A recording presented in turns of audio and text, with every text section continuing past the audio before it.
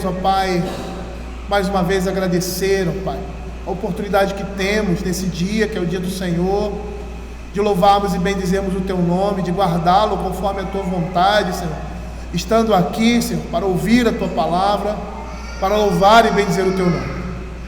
E nesse momento agora, Senhor, eu quero te pedir que o Senhor fale profundamente ao coração da sua igreja. O Senhor tenha misericórdia de nós. Ele esteja nos dando sede, Senhor Deus, da palavra de Deus, sede da palavra do Senhor. Que o Senhor esteja, Senhor Deus, falando profundamente ao nosso coração, nos dando, Senhor, lições e aplicações preciosas por meio do Teu Espírito, para que a cada dia mais estejamos sendo formados à imagem de Cristo, à imagem daquele que é o Senhor e Salvador das nossas vidas. É o que nós pedimos, em nome de Jesus. Amém. Queridos, vamos abrir a palavra do Senhor em Marcos, capítulo 6, versos de 1 a 6. E antes de começar essa exposição, eu gostaria de falar de uma realidade que era a minha realidade.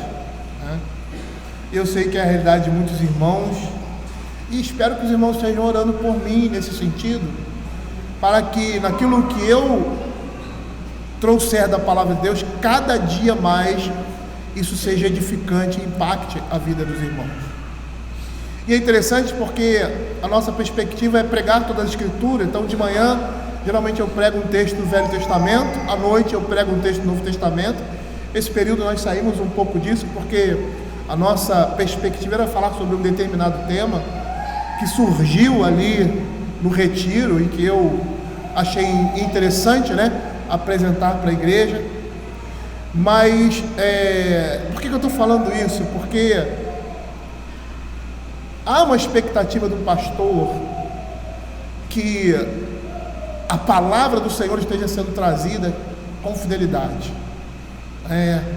É o nosso desejo, a nossa empolgação muitas vezes. Eu me lembro que quando eu estava sentado aí, como vocês estão, eu sempre tinha ânsia, nos domingos, de ir para a igreja, porque eu queria ouvir aquilo que estava sendo pregado, E as pregações eram sequenciais. Eu me lembro na época do Alfredo, que o Alfredo também fazia mais ou menos isso. Eu fazia o possível e o impossível. Eu era militar, então às vezes para ouvir, porque eu não queria perder a sequência. Eu não queria perder aquela sequência. O pastor está falando sobre determinado livro da Bíblia, E aí tinha aquela sequência que ele seguia, e a gente fazia questão de acompanhar, porque era edificante, porque trazia consolo para a alma, trazia refrigério. E às quartas-feiras nós tínhamos um trabalho, ir lá numa cidade pequena. Isso era muito mais fácil, a igreja está praticamente toda, 70% da igreja estava presente, e lá também ele expunha a palavra, de uma maneira mais sucinta, mas o meu desejo, a minha vontade era ouvir aquilo que estava sendo, eu me empolgava em ouvir. Esse é o meu desejo aqui com os irmãos. Eu de vez em quando acompanho umas séries que o Alexandre passa para mim, vê essa série. E às vezes eu estou em casa, e aí passa um episódio, eu vou ver o segundo episódio, vou ver o segundo episódio, aí às vezes, quando eu estou sozinho em casa, que a minha mulher está viajando, eu fico até 1, 2 horas da manhã, porque eu não consigo largar. Eu falo, não, tem que dormir. Eu não consigo, porque é tão emocionante, E a minha expectativa com a igreja, com relação à pregação, seja essa também. Aí eu tenho orado por isso. Nossa expectativa com relação à palavra. Por isso eu peço que os irmãos estejam orando por isso. Para que cada dia eu esteja me empenhando mais, para que cada dia o Senhor esteja me usando mais, para que a palavra de Deus possa ser cada dia mais impactante na vida dos irmãos. É lógico que não depende de mim, é a ação do Espírito Santo, e por isso que nós precisamos da oração dos irmãos. Mas o meu desejo é que a igreja aqui, presbiteriana de Ponta da Areia, tenha esse mesmo afã, tenha esse mesmo ardor por escutar a exposição da palavra do Senhor. Eu sei que nem sempre a gente vai falar com maestria, né? Mas que o Espírito Santo esteja indo além daquilo que nós estamos falando aqui e trazendo ao coração de cada um aqui a devida edificação e consolo. Vamos abrir Marcos capítulo 6, versos de 1 a 6, que diz assim: Tendo Jesus partido dali, foram para a sua terra e os seus discípulos o acompanharam. Chegando o sábado, passou a ensinar na sinagoga e muitos ouvindo se maravilharam, dizendo: De onde vem a este estas coisas? Que sabedoria é esta que lhe foi dada? E como se fazem tais maravilhas por suas mãos? Não é este o carpinteiro, filho de Maria, irmão de Tiago, José, Judas e Simão? E não vive aqui entre nós suas irmãs? E escandalizavam-se nele. Jesus, porém, lhes disse: Não há profeta sem honra, senão na sua terra, entre os seus parentes e na sua casa. E não pôde fazer ali nenhum milagre, senão curar uns poucos enfermos, impondo-lhes as mãos. Admirou-se da incredulidade deles. Contudo, percorria as aldeias circunvizinhas a ensinar. O Senhor Jesus aqui, ele deixa ali aquela região do Mar da Galileia para visitar a sua cidade, Nazaré. Foi onde ele se criou, né? A sua infância, a sua juventude se deu aqui naquela cidade. E a mudança do lugar aqui, né, é acompanhada pela mudança do teor na narrativa. Nas situações precedentes, Jesus demonstra o seu senhorio sobre a natureza, os demônios e a morte, né? E as pessoas ali, elas ficam admiradas com tudo aquilo que o Senhor Jesus Cristo faz. Mas agora, entre o seu povo, ele se depara com uma compreensão equivocada a seu respeito e a rejeição dos seus conterrâneos. Até esse momento, as multidões se surpreendem com a autoridade de Jesus, mas ali em Nazaré, Jesus se surpreende com a descrença do povo. E o verso 6 nos diz isso: admirou-se da incredulidade deles. Depois dos triunfos ali, da série de milagres e da admiração que causou nas multidões, nós voltamos aí, de certo modo, ao mundo real das reações mistas e rejeição com relação ao Senhor Jesus, que era uma característica da sua vida.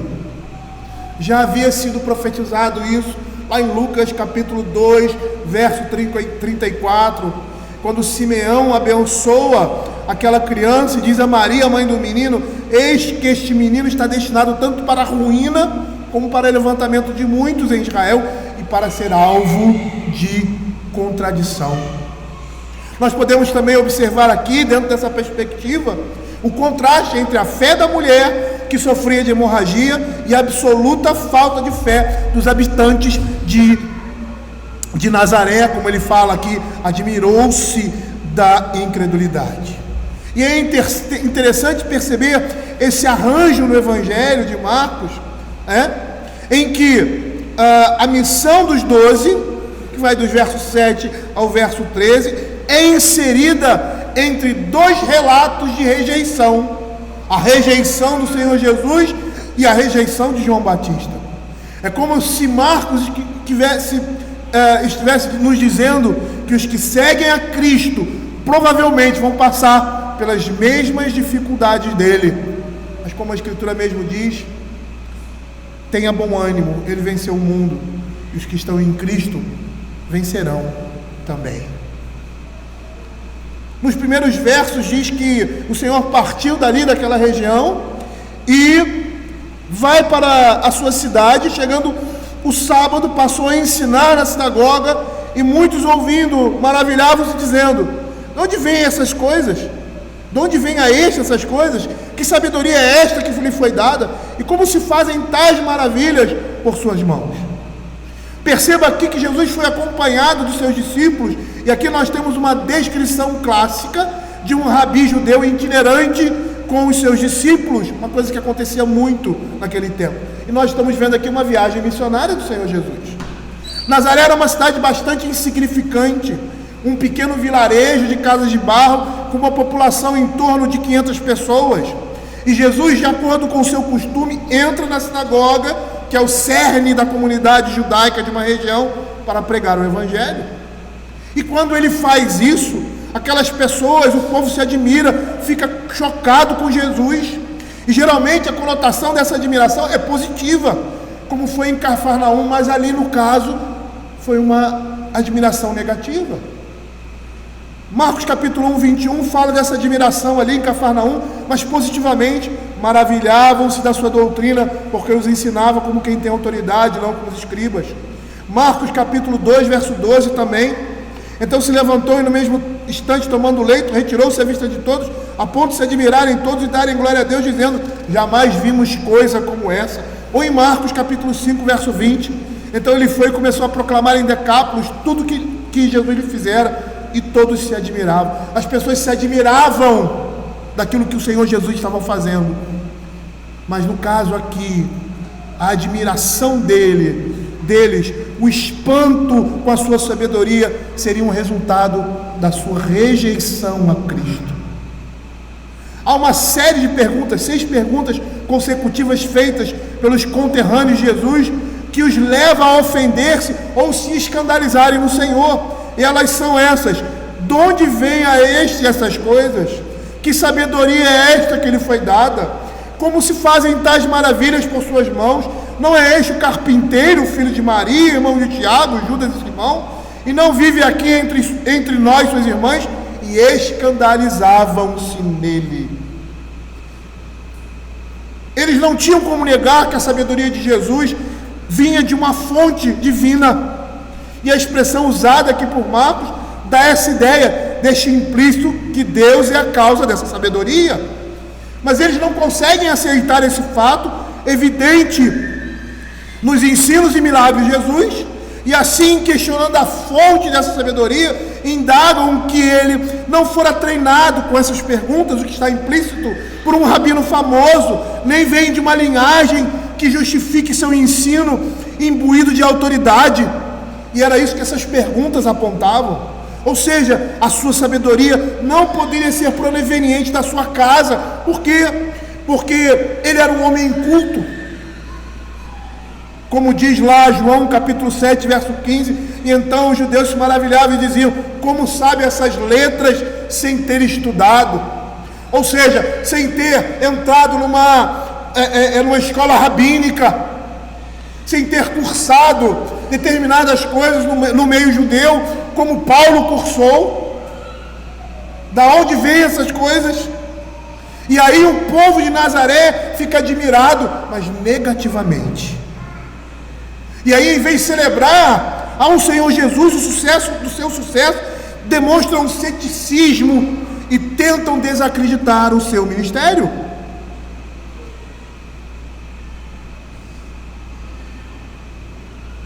E a pergunta seria: como é possível essa grande sabedoria, essas obras poderosas serem realizadas por um homem culto, ou seja, um homem comum, oriundo de uma área retrógrada, insignificante como era Nazaré?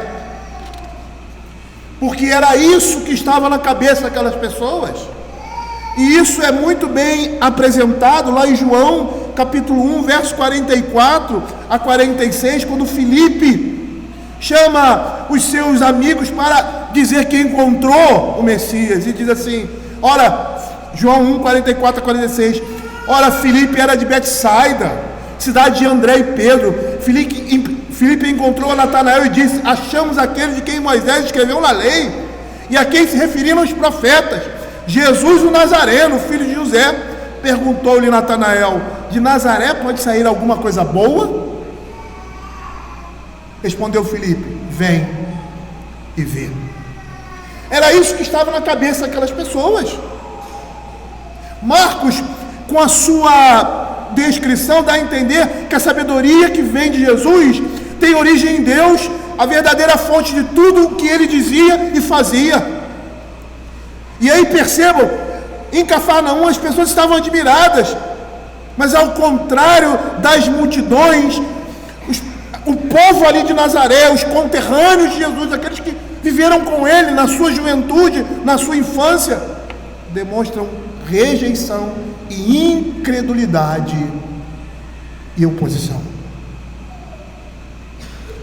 Matthew Henry faz um comentário bastante interessante a respeito disso. Ele diz assim: eles reconheciam as duas grandes provas da origem divina do seu evangelho: a sabedoria divina, que se manifestava como instrumento, e o poder divino, que era exercido para ratificá-la e recomendá-la. Mas embora não pudessem negar essas coisas, e ele diz essas premissas, eles não podiam admitir a conclusão.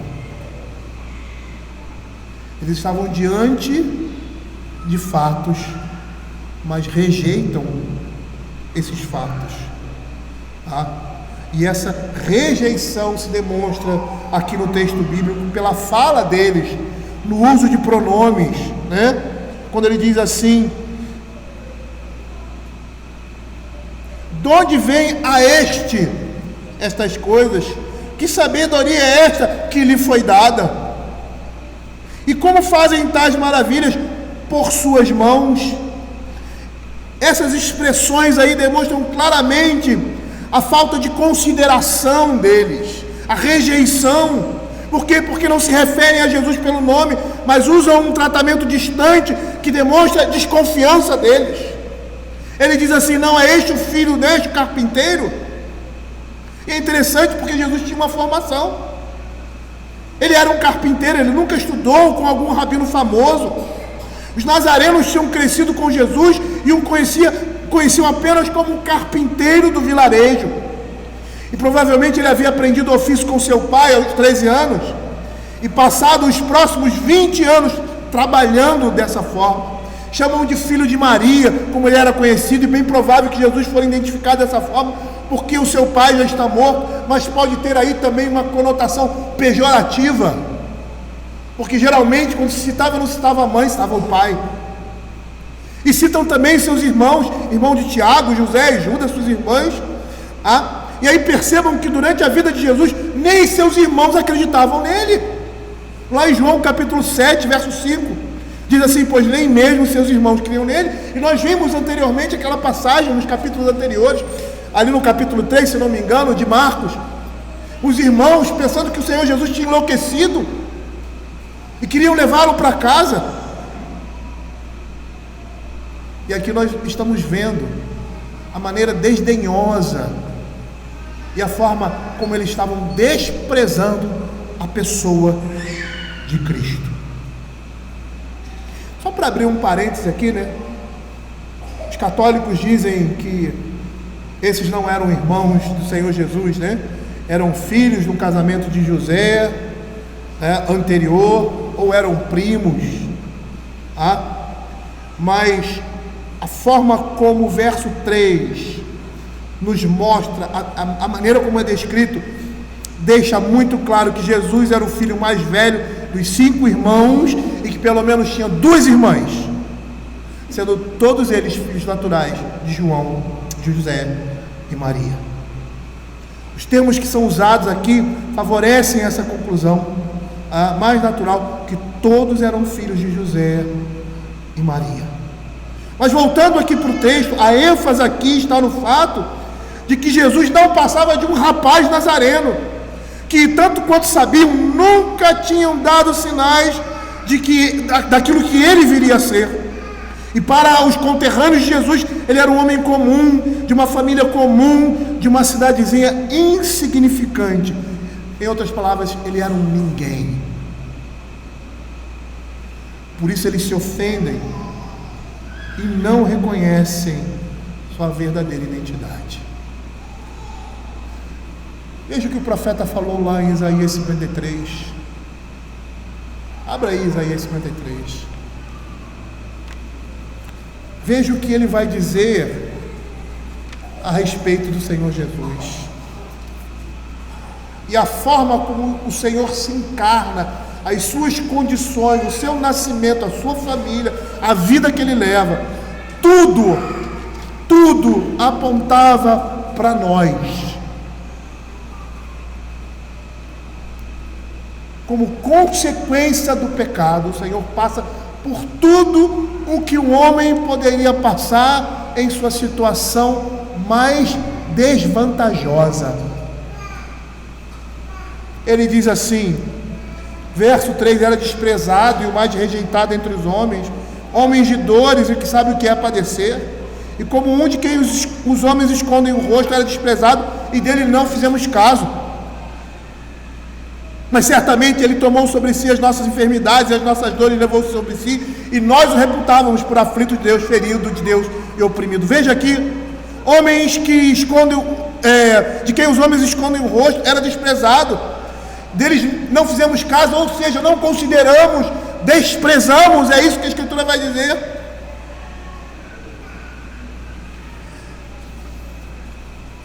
E aí, olhando o quadro que nos é apresentado do Senhor Jesus, a imagem do Senhor Jesus aqui, nas Escrituras, como a imagem do Jesus bíblico é completamente diferente daquela dos filmes que a gente vê de Hollywood.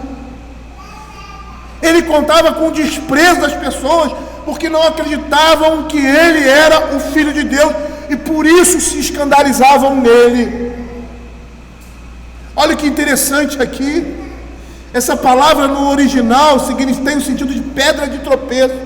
Literalmente seria colocar uma pedra de tropeço, um obstáculo no caminho, no qual as pessoas podem tropeçar e cair. A metáfora aqui de pedra de tropeço é se ofender. As pessoas se ofendiam com Deus encarnado, com a forma como ele se encarnou. E a perplexidade do povo de Nazaré não se deve à fé, mas à incredulidade deles e à oposição ao Evangelho da graça de Deus, a Cristo. Diante da familiaridade do currículo de Jesus, eles o desprezam, desconsideram os fatos diante dos seus olhos, as evidências do poder de Deus na vida dele, e nem ao menos o consideram como um profeta, como Nicodemos o considerava. Lá em João capítulo 3, verso 2, ele diz: Rabi, sabemos que és mestre vindo da parte de Deus, porque ninguém pode fazer esses sinais que tu fazes se Deus não estiver com ele. Nem ao menos consideravam como profeta. Certa vez ele fez uma enquete, vamos dizer assim, entre os seus discípulos. Lá em Marcos capítulo 8, verso 27 a 29, ele diz assim: então Jesus e seus discípulos partiram para as aldeias de Cesaré de Filipe, e no caminho perguntou-lhes: quem dizem os homens, quem sou eu? E responderam: João Batista, outros Elias, outros alguns dos profetas. Então eles perguntam: mas vós, quem dizeis que eu sou? Respondendo Pedro, ele está falando pelos discípulos: tu és o Cristo, o Filho do Deus vivo. Pela familiaridade com o Senhor Jesus, como Filipe disse a Natanael: vem, encontrei aquele que Moisés havia profetizado, Jesus de Nazaré. Nazaré pode vir alguma coisa boa? Vem e veja com seus próprios olhos. Às vezes os nossos preconceitos com relação a determinadas coisas que idealizamos nos impede de ver aquilo que é real, aquilo que é verdadeiro. Matthew Henry diz assim, repetindo o que ele falou: eles reconheciam as duas grandes provas da origem divina do seu evangelho na pessoa de Jesus, mas embora não pudessem negar essas premissas, eles não podiam admitir a conclusão. Para eles era um simples carpinteiro que viveu ali entre nós na sua infância. Ele não vinha de uma família eminente, por mais que estivessem maravilhados com a sua doutrina, sentiam-se escandalizados com a sua pessoa simples. Veja o que o profeta vai dizer a respeito dele no Isaías 53. Era dessa forma que Cristo se encarnou, assumindo completamente o nosso lugar. Ele não veio como um super-herói, como um homem forte, como um rei, mas como um carpinteiro. E ali naquela pessoa, habitava toda a plenitude de Deus. Aquele povo apresentava um preconceito contra ele, e por isso consideraram com desprezo, e por essa razão não receberam a sua doutrina, embora reconhecessem que era uma boa doutrina, era respeitosa, era ordenada. Mas ele não poderia ser aquilo que as suas palavras e ações estão dizendo ser. E é muito interessante, né? Porque nós somos o contrário. Nós acreditamos naquilo que as pessoas falam, e estamos vendo a realidade daquele fato que é contrário àquilo que ele diz, mas continuamos acreditando numa mentira. Eles aqui estavam vendo, eles provaram, eles viram, mas não quiseram acreditar. A incredulidade deles fazia com que não aceitassem a realidade dos fatos. A incredulidade, a falta de fé, fazia com que eles não crescem naquilo que eles estavam vendo. Muito semelhante ao que nós vimos hoje de manhã, quando falamos do povo de Deus no deserto. Mas o Senhor explica essa situação e parece que ele, vamos dizer assim, tenta amenizar, como se estivesse dando uma desculpa, não desculpando, mas quando você vê que alguma coisa está errada, mas você tenta assim, né? Não vou considerar muito isso aí. Eu sei que é aquela, vamos dizer, aquela atitude assim bondosa de olhar por cima e não levar isso muito em consideração. Aí o Senhor Jesus disse: não há profeta sem honra, senão na sua terra. Jesus, em face da descrença e rejeição ali dos nazarenos, cita um provérbio de que o profeta não tem honra em sua terra. E esse provérbio é um provérbio da época e vai fornecer o tema central para o ministério de Jesus entre os judeus.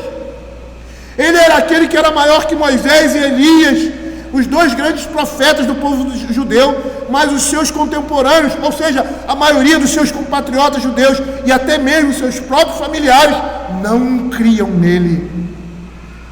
As pessoas mais próximas se recusam a reconhecer a verdade dos fatos por orgulho, como seus conterrâneos, ou mesmo por inveja, como foi o caso dos judeus.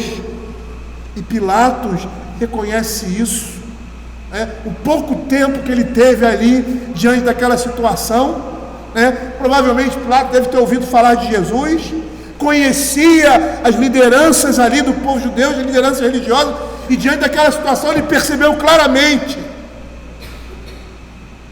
que era por inveja que ele tinha sido entregue.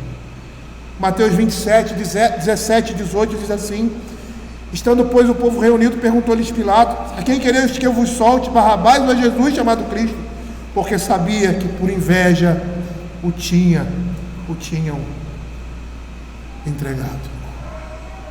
Os discípulos de Jesus, como Jesus, iriam passar e passam por rejeição semelhante.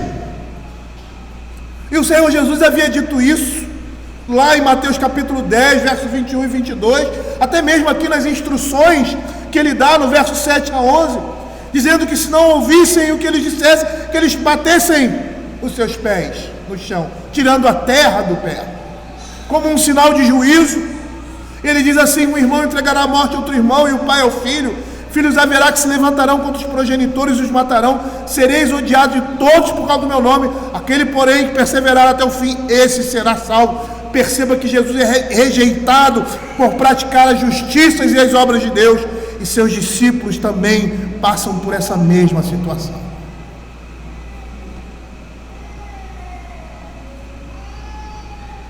Isso me faz lembrar, sabe o quê? Que a pregação do Evangelho, a obra missionária, gera resistência e hostilidade. E às vezes eu fico me perguntando assim: como as pessoas podem odiar e rejeitar uma mensagem de salvação como essa? Nós entendemos que o Evangelho traz luz aos nossos pecados, mostra a graça de Deus, mas ao mostrar a graça de Deus, mostra também a nossa desgraça.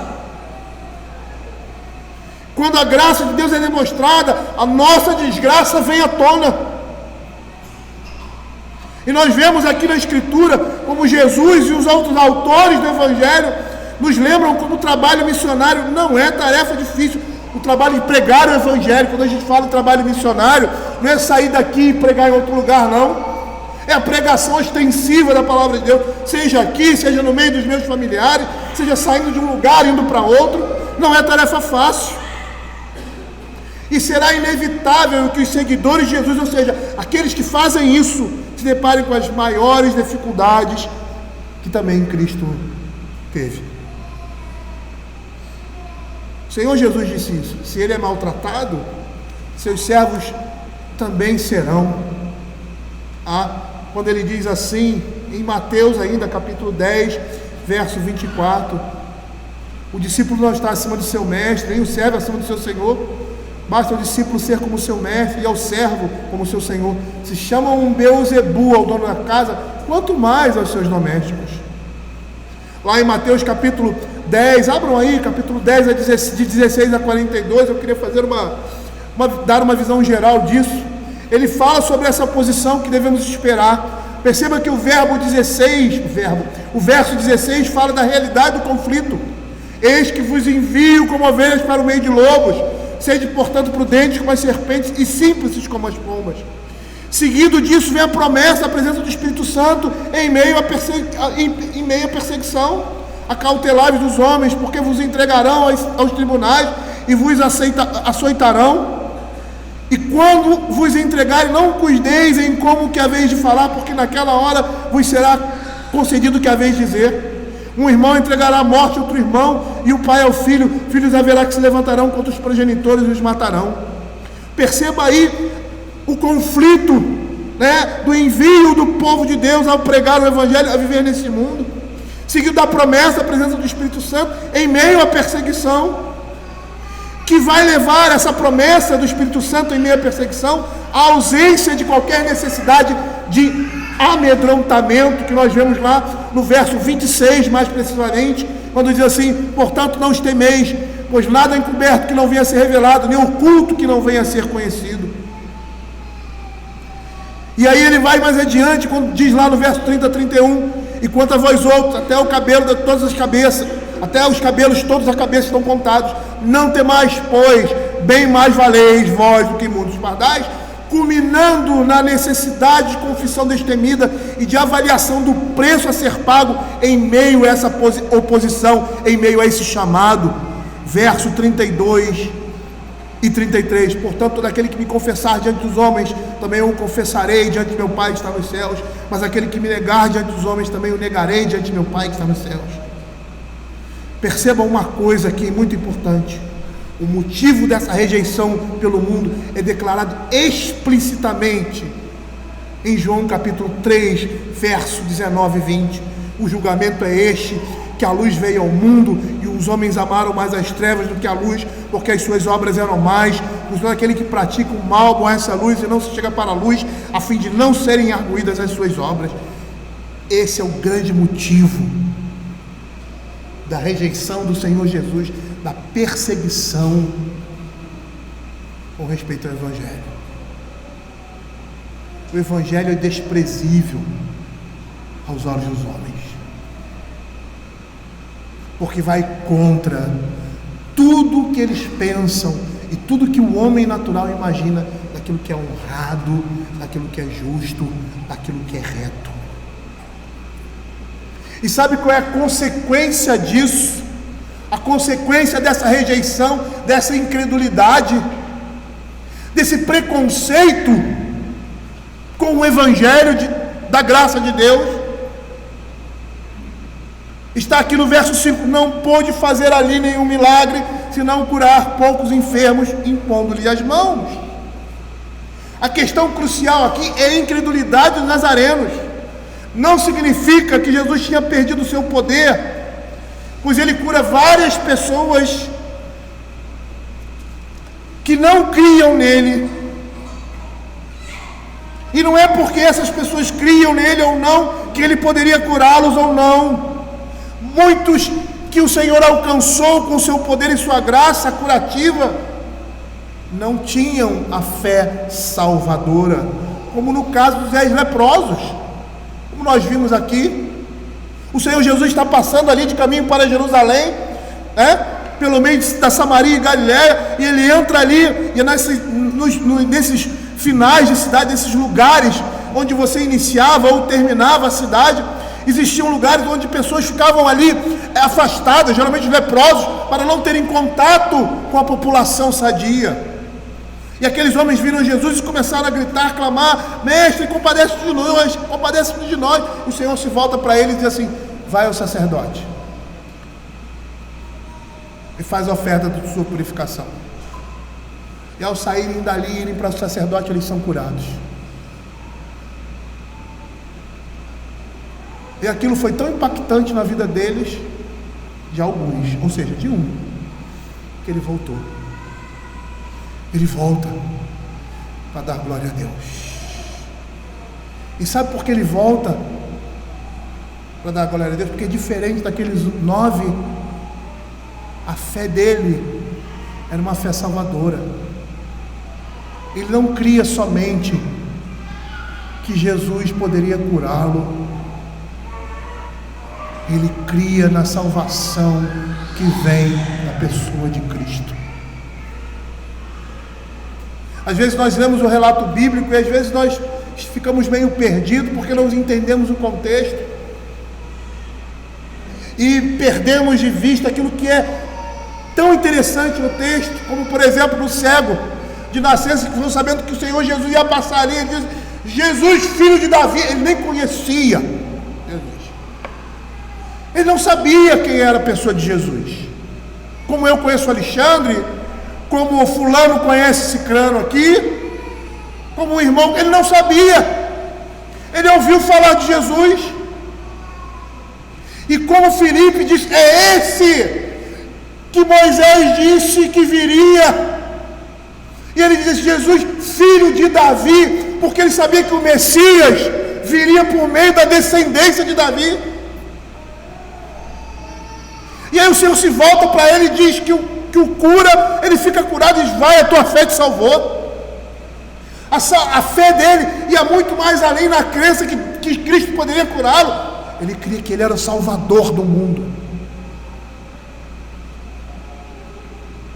E esse homem tinha essa fé em Cristo Jesus. Lembra-se de um outro relato, servo de nascença, que estava ali na porta do templo, e que o Senhor cura ele. E aí os fariseus chegam em cima dele, chegam em cima da família e pressionam: você foi curado mesmo? Você era cego mesmo? Fui curado. Aí eles chegam para o pai dele e os pais e pressionam: fala com ele, ele é adulto, ele responde por si. Porque estavam com medo de declarar que foi Jesus que o curou e serem expulsos do templo, da sinagoga. E aí aqueles homens indagam aquele rapaz, e aquele rapaz começa a discutir com eles, dizendo: como assim vocês não creem? Se ele fez isso, ele fez pelo poder de Deus, porque homem nenhum faz isso. Nunca se ouviu que alguém curou um cego. E aí eles expulsam aquele jovem da sinagoga, expulsam ele da comunidade judaica daquele tempo. E aquele homem entristecido em determinado lugar, o Senhor Jesus chega perto dele e pergunta: o que aconteceu com você? E ele diz: você crê no Filho do Homem? Ele diz: quem é este para que eu creia? Eu sou.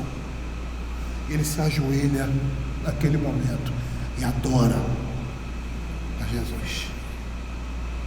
Era essa fé que está sendo mostrada aqui.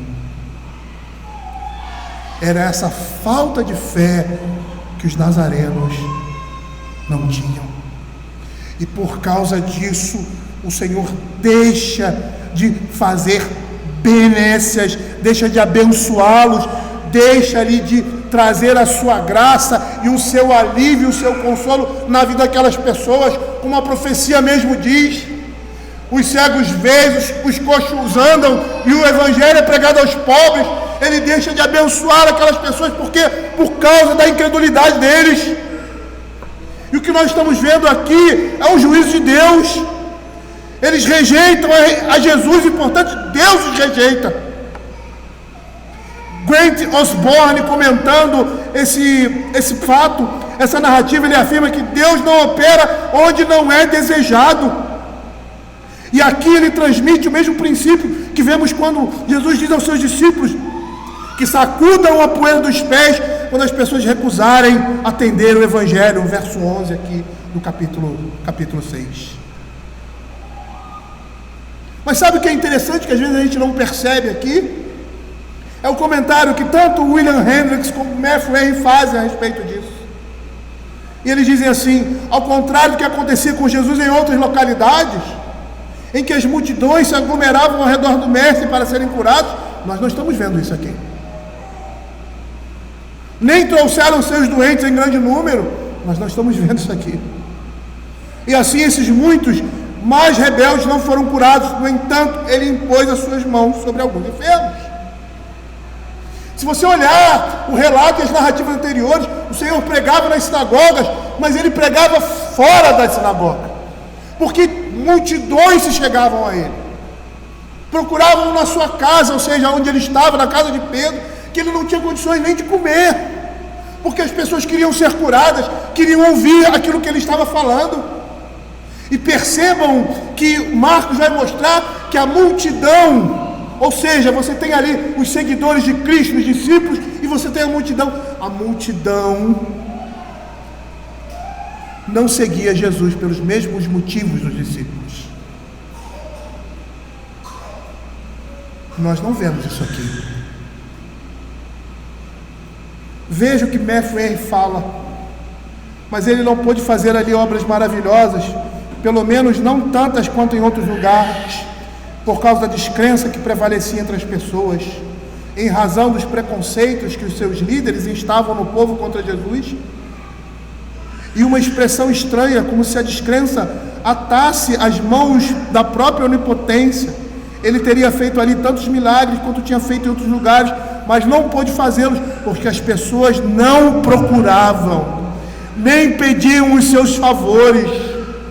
Ele poderia tê-los transformado, mas eles perderam a oportunidade de serem transformados por ele. Observe que pela descrença e pelo desprezo a Jesus, os homens interrompem a corrente de seus favores e colocam uma tranca na própria porta. Eles não procuraram, eles não quiseram, e mesmo assim, pela misericórdia de Deus, ele ainda curou algumas pessoas.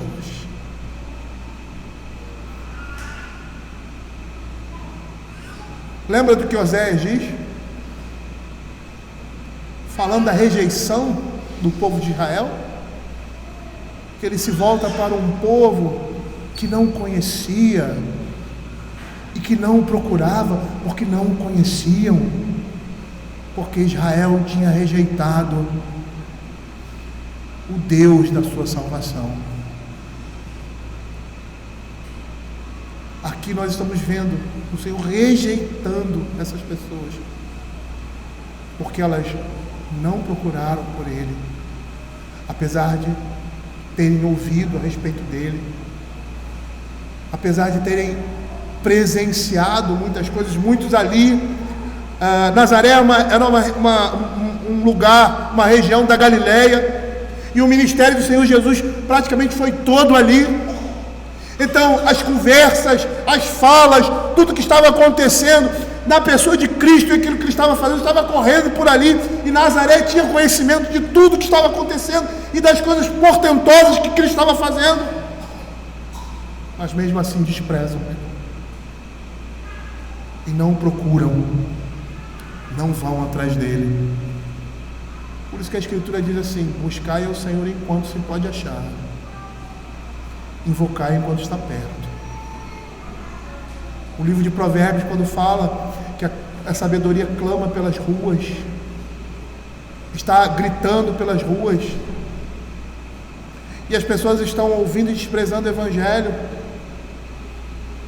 E aí ele vai dizer que esses que desprezaram serão desprezados, porque tiveram um tempo para buscar ao Senhor e não buscaram ao Senhor, não clamaram por Ele. E aí o verso 6, terminando essa narrativa, ele diz assim: admirou-se da incredulidade deles, por isso eles não o procuraram. Por isso o Senhor Jesus não fez muitos milagres ali.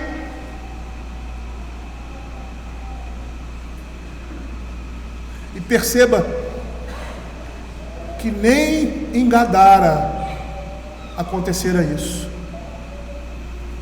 Aquelas pessoas que eram em sua maioria gentios, mandaram ele embora: vai embora, não fica aqui não. Ficaram com medo do Senhor Jesus, mas o Senhor deixou o quê? Um homem ali, como testemunho. E por meio dele, muitos ouviram a palavra do Senhor Jesus e se admiraram e creram provavelmente nele. James Edward, comentando esse texto, ele faz o seguinte comentário: Deus se surpreende com a dureza do coração da humanidade e sua relutância de crer nele, e não com a pecaminosidade e propensão para o mal. Essa dureza de coração é o maior problema do mundo, e nisso repousa o julgamento divino sobre a humanidade. Segundo alguns comentaristas, essa descrição da admiração de Jesus transmite uma surpresa bastante humana da parte dele, diante da extensão da rejeição e da incredulidade daqueles seus conterrâneos e amigos. Perceba aqui que a incredulidade afasta as pessoas de Deus e Deus das pessoas. Hebreus capítulo 13, verso 12: tende cuidado, irmão, jamais aconteça ver em qualquer um de vós coração perverso, coração de incredulidade, que vos afaste do Deus vivo. Ali, aquela região da Galileia, era uma região, como eu disse, que Jesus havia demonstrado seu poder, a sua graça, mediante curas, libertações que fizeram. Sua fama corria por toda aquela região. Era uma região que tinha sido algo privilegiado do ministério de Jesus. Esperava-se que Nazaré também tivesse a mesma receptividade que os outros lugares tivessem.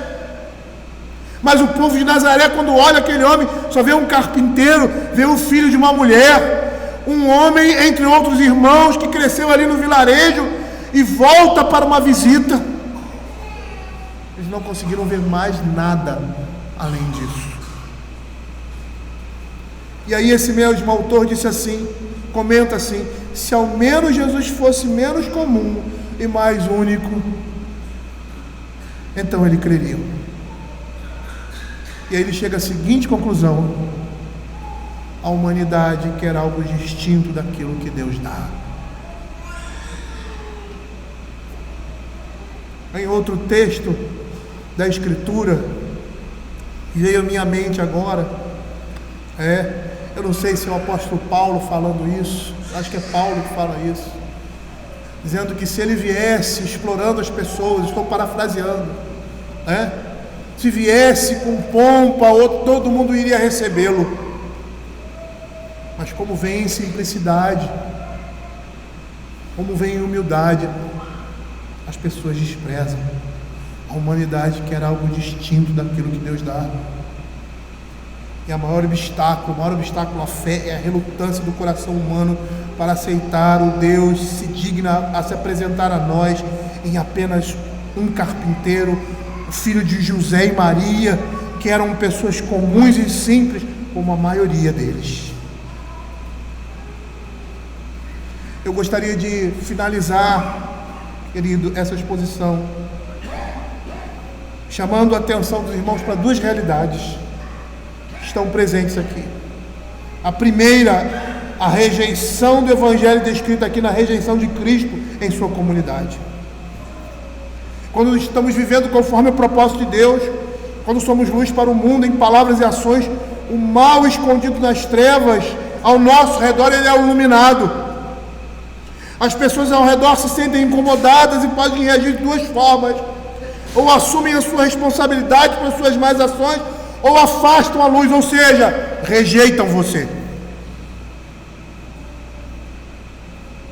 E aí eu pergunto: será que nós estamos dispostos a pagar o preço emocional e relacional de ser fiel a Deus, à medida que procuramos ser luz de Deus nesse mundo?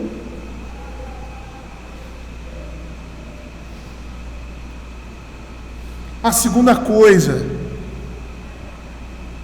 é o perigo de rejeitar a Cristo. Perceba que Deus está reagindo com juízo aqui para aqueles que o rejeitam. O povo de Nazaré rejeitou o Filho de Deus e por isso ele remove a plenitude de seu poder no meio deles. Deus morreu pelos pecadores, mas aqueles que rejeitam a Cristo terão uma rejeição final. Veja o texto que nós lemos no início da nossa liturgia, lá em Hebreus capítulo 3, versos 7 a 12, quando diz assim: assim pois, como diz o Espírito Santo, se hoje ouvides a sua voz, não endureçais o vosso coração, como foi na provocação do dia da tentação do deserto, onde vossos pais me tentaram, pondo-me à prova, e viram as minhas obras por 40 anos. Por isso me indignei contra essa geração e disse: estes sempre erram no coração, eles também não conhecem os meus caminhos. Assim jurei na minha ira, não entrarão no meu descanso. Tende cuidado, irmãos, jamais aconteça haver em qualquer de vós perverso coração de incredulidade que vos afaste de Deus vivo. Pelo contrário, exortai-vos mutuamente cada dia durante o tempo que se acha hoje, a fim de que nenhum de vós seja endurecido pelo engano do pecado. É o pecado que endurece o coração do homem. É o orgulho. É a autocomiseração. Que desconsidera aquilo que é mais importante para a sua vida. E assim rejeita a Cristo. A Escritura vai dizer que Deus é implacável com aqueles que desprezam seu Filho bendito.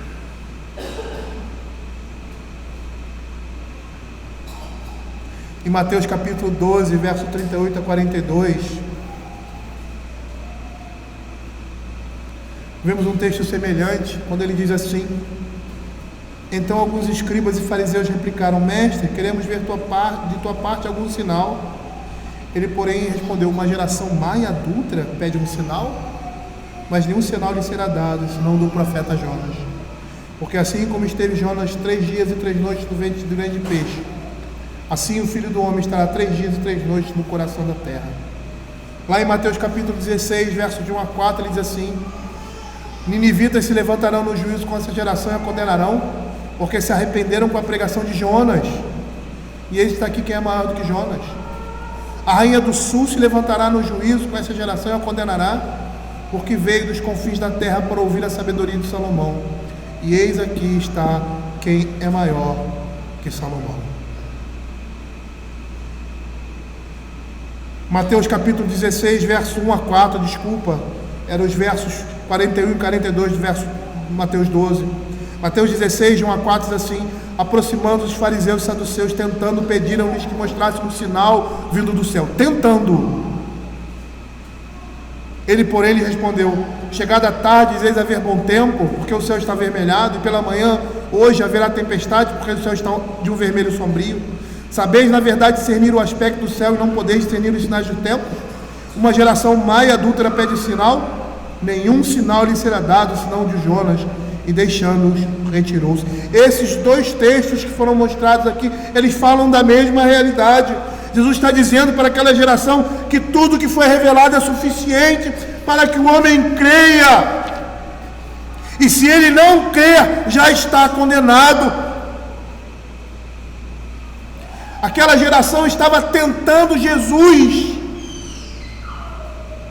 quando estava desprezando toda a sua revelação, aquilo que estava sendo trazida, por causa da sua incredulidade.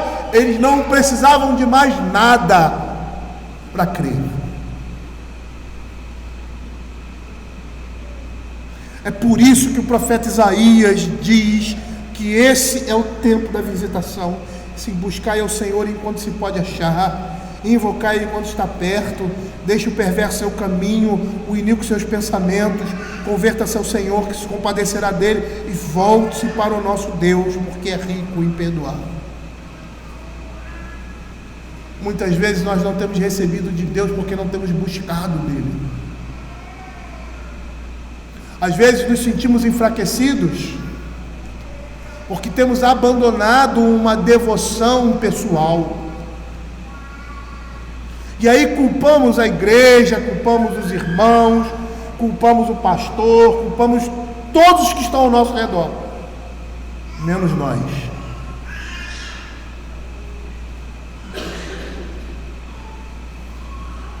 Deixamos de olhar para dentro de nós e perceber que estamos nos afastando de Deus, porque estamos deixando de buscar. E o tempo é agora.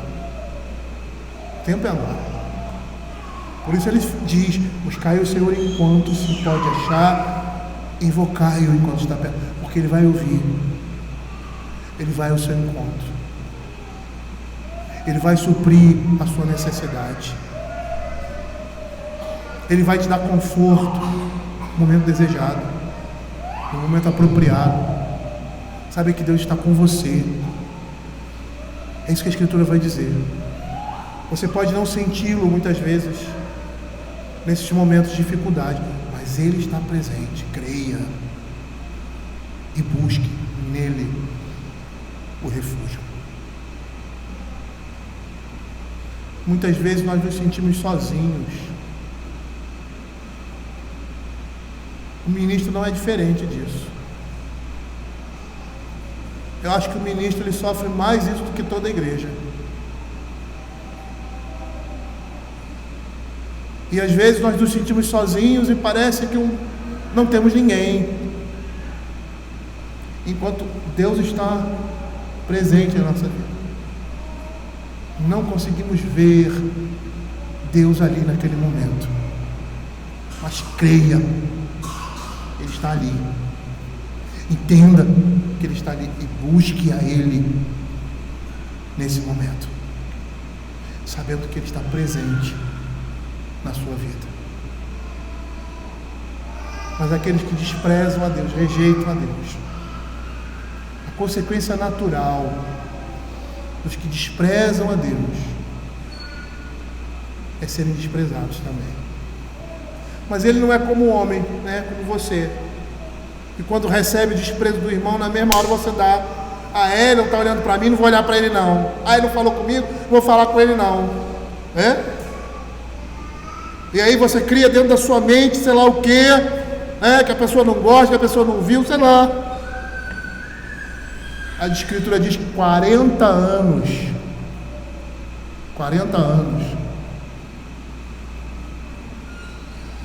tentando a Deus. 40 anos. E aí chegou um limite. Qual é o limite? O limite em que eles deveriam conquistar a terra prometida. Naquele momento eles deveriam dar um passo, e aí eles param e voltam para trás. Deus diz: chega, acabou, vocês não entrarão no meu descanso. Deus é misericordioso, Deus é paciente, mas Ele tem limite também. O limite dele não é o nosso, e graças a Deus por isso, mas Ele tem limite. E esse limite pode ser no dia da sua morte, ou no dia que Ele vier buscar a sua igreja. Ali é o ponto máximo. E aí, aquela palavra que nós temos em Mateus com relação ao servo prudente, ao servo infiel, ela se aplica nesse momento. Porque se você viveu a sua vida desprezando a Deus, independente de você ser religioso e vir à igreja, mas o seu coração, na sua vida, você andou desprezando o Senhor até aquele dia é o derradeiro. Não tem jeito.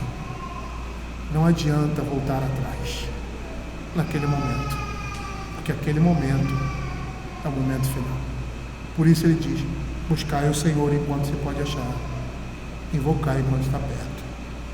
Deixe perverso o seu caminho, iníquo os seus pensamentos, converta-se ao Senhor, se compadecerá dele, e volte-se para o nosso Deus, porque é rico em perdoar. Você não precisa ver o poder de Deus agindo miraculosamente na sua vida para crer no Deus da Escritura, porque o mesmo Deus que está conosco hoje, aqui. É o Deus da Bíblia. Ele quer que você creia pelas evidências da sua Escritura e creia nele por fé. Vamos orar.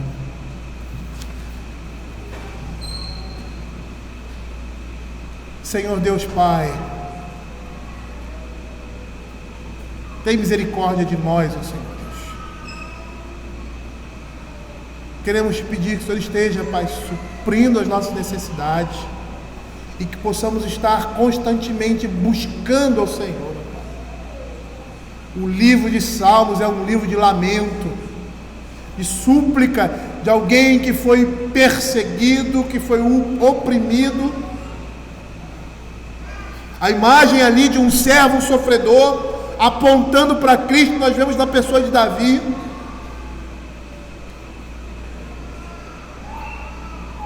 E vemos ali um homem que se volta constantemente para Deus, clamando e colocando o seu coração, o consolo, o cuidado, a segurança no Senhor. Ó Pai, nos ensina a, em momentos como esse, crermos profundamente que o Senhor é o Deus do seu povo, que o Senhor é aquele que cura as nossas enfermidades, as enfermidades da nossa alma, e restaura, Senhor, a nossa vida. Fica, Senhor, com o teu povo, Pai, é o que nós pedimos, em nome de Jesus. Amém.